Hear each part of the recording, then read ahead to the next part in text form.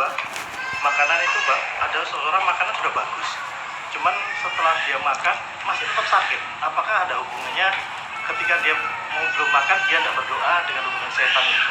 Nah, yang pertama tadi disebutkan kok rata-rata musibah di desa, di kota jarang.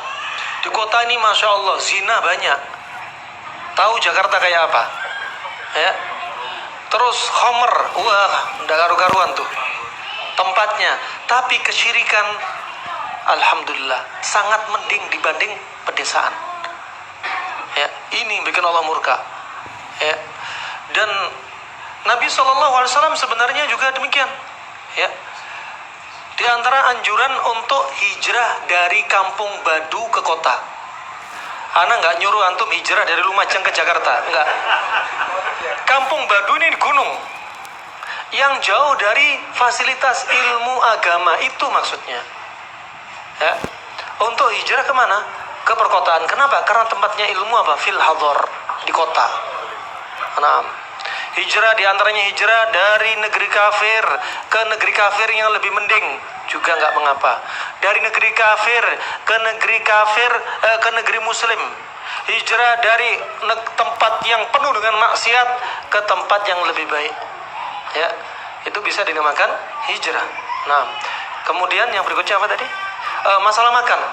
Ini makan sudah benar tapi kok kok masih sakit? Saya nggak mungkin benarnya 100%. Pasti ada salahnya juga. Ketika salah, satu kali salah, ternyata salahnya pas salah yang fatal, bisa menimbulkan penyakit, bisa, nggak menutup kemungkinan. Ya. Kemudian yang kedua, bisa jadi itu tadi kebiasaan nggak menjalankan sunnah ketika makan. Sunnah ketika makan pakai tangan kanan. Nah ini makannya pakai tangan kiri. Sudah dinasihati ngeyel. Ciri-ciri orang yang sulit mendapat hidayah, suka ngeyel. Dinasihatin ngambek. Dinasihatin malah musuhin. Wah ini susah. Makanya orang yang paling mudah mendapat hidayah diantaranya orang yang mudah menerima nasihat. Coba ketika Rasulullah waktu itu di hadapan seseorang yang makan pakai tangan kiri, Rasulullah bilang apa? Kul biyaminik, makan pakai tangan kanan kamu. Kata orang ini, inilah astati ya Rasulullah. Aku nggak bisa ya Rasulullah. Padahal bisa makan pakai tangan kanan bisa, tapi dia bilang nggak bisa. Apa kata Rasulullah? Idan la tastati abada. Kalau gitu setelah ini tangan kanan kamu nggak bisa angkat lagi. Lumpuh seumur hidup tangan kanannya. Gara-gara apa? Sunnah makan pakai tangan kanan. Makanya jangan mudah-mudah bilang ini hanya sunnah. Jangan. Sunnah makan pakai tangan kanan artinya wajib. Bukan berarti kalau diamalkan dapat pahala, kalau ditinggalkan gak berdosa. Bukan. Ini sunnah yang artinya kalau Anda amalkan dapat pahala, kalau Anda tinggalkan Anda berdosa. Karena artinya wajib. Dan harus Anda lakukan. Makanya kalau tangan kanan kotor, minumnya tetap pakai tangan kanan. Jangan berdalil dengan kotor, minum pakai tangan kiri. Ya, ini sunnah yang perlu diamalkan. Nah, Allah sudah berfirman, "Falyahdharil ladzina yukhalifuna an amrih an tusibahum fitnah aw yusibahum adzabun alim." Hati-hati kalian yang menyelisih sunnah, perintahnya Nabi. Allah akan timpakan kepada dia apa? Azab yang pedih atau fitnah. Hati-hati. Nah, ini akhirnya Allah timpakan fitnah karena menyelisih perintah Rasulullah. Apa fitnahnya? Tangannya kipli, lumpuh. Kalau kena stroke kan pipinya juga kena, kakinya juga kena. Nah, ini tangannya saja.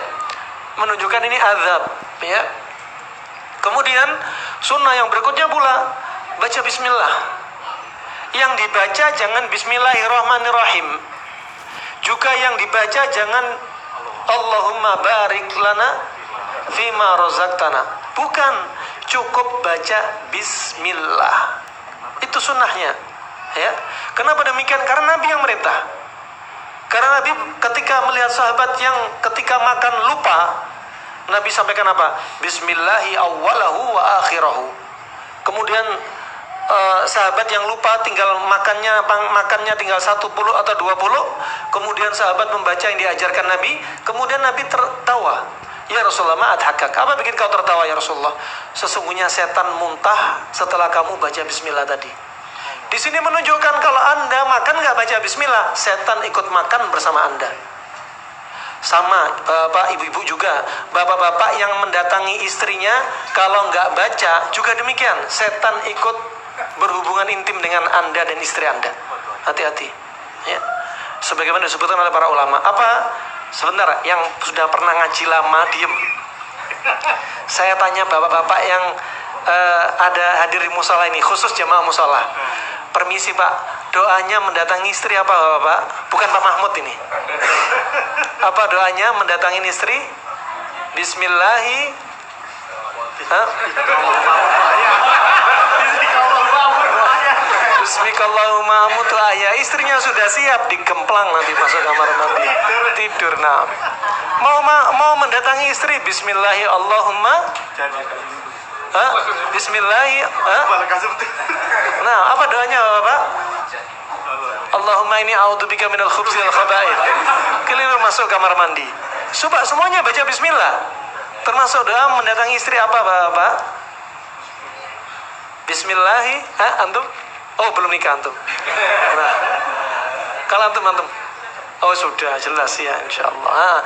Dihafal Bapak ya. Yang tadinya lupa, ya banyak-banyak istighfar. Ya. Doanya apa? Bismillahi Allahumma jannibna syaitan wa jannibi syaitan ma razaqtana. Ya. Oh, kata Rasulullah, kalau orang baca doa seperti ini, setan la yadurruh, tidak membahayakan anak dia ketika lahir.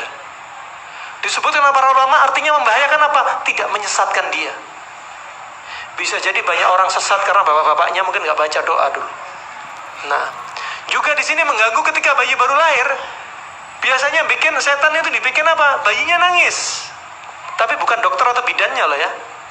Bayi baru lahir dicewit biar nangis. Bukan setannya, bidannya atau dokternya, bukan. Tapi setannya yang ganggu. Ya. Nah, itu ya. Semuanya baca bismillah. Masuk rumah juga baca bismillah, bismillah, assalamualaikum. Kalau nggak ada orang di rumah sama sekali, nggak ada orang, baca bismillahi assalamualaikum wa ala ibadillahi sholihin. Semua pada baca bismillah ya.